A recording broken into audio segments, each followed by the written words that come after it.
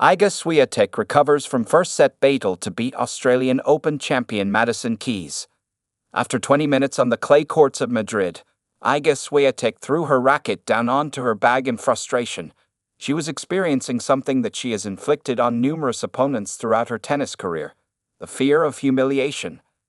A couple of minutes later, the fear became reality as Madison Keys served up the first 6-0 set, or bagel, that Swiatek has received in almost 4 years. Not since a match against Daria Kasatkina at Eastbourne in England in June 2021 had she lost a set 6-0.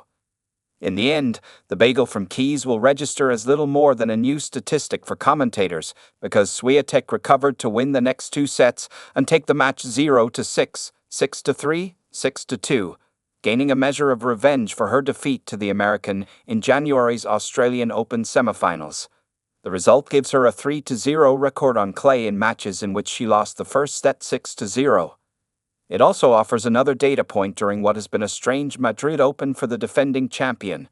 Swiatek, who has won 10 clay court titles including 4 French Opens, has looked more vulnerable than perhaps she ever has on her favorite surface, while never getting into real jeopardy because she is so otherworldly on it when she finds her game. The prodigious topspin on her ground strokes rears up and pulls players off the court, creating short replies which she can devour. Her defense is often impregnable, and when matches do get more complicated than she expected, she has a wellspring of winning experience to draw from. Her matches in Madrid have been so in her control that she has determined their closeness for good and for bad. Against Alex Ila in her opening match, she was the dominant player in almost every point, to the extent that her errors accounted for 22 of the 35 points that Ila needed to take the opening set. The same thing happened against world No. 13 Diana Świątek in the 4th round.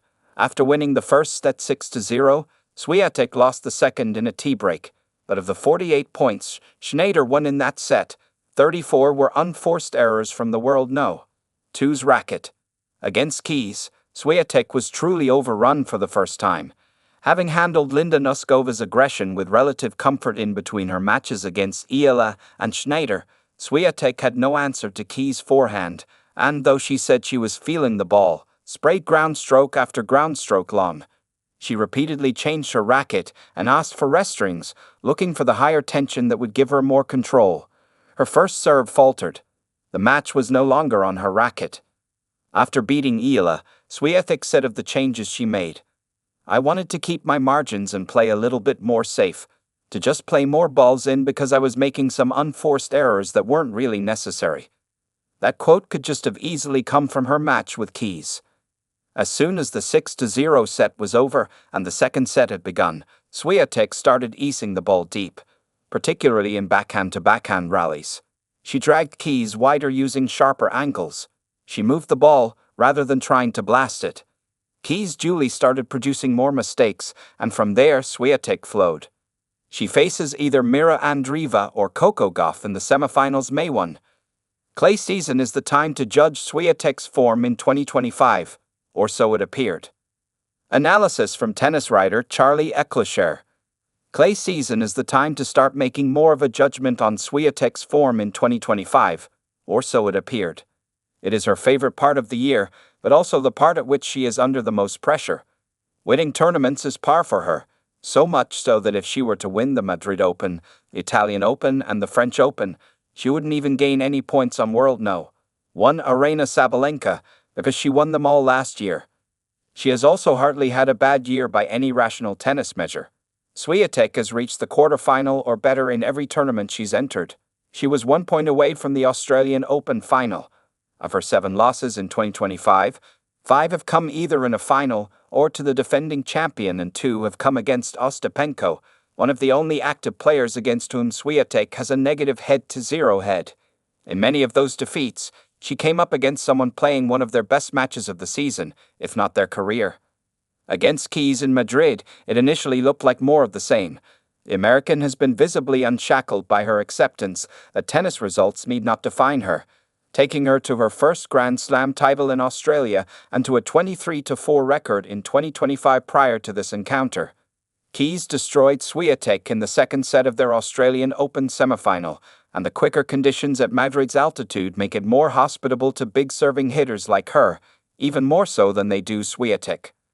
All this means that a comeback win for Swiatek should suggest that her form is in a very healthy place, but external factors and some elements of her game make it hard to reach that conclusion with any certainty.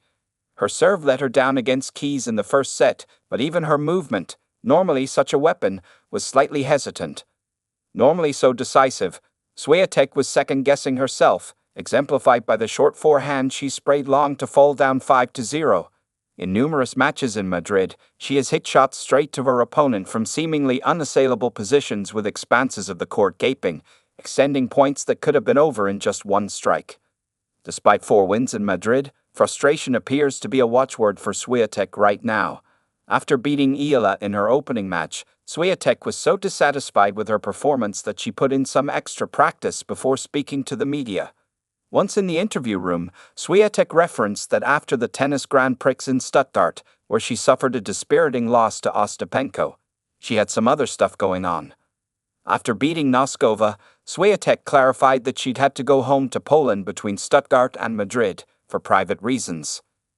Then coming here being in a little bit of rush for sure wasn't super comfortable, she said. She has not looked super comfortable in most of her matches in Madrid, but nevertheless is into another semifinal for 2025.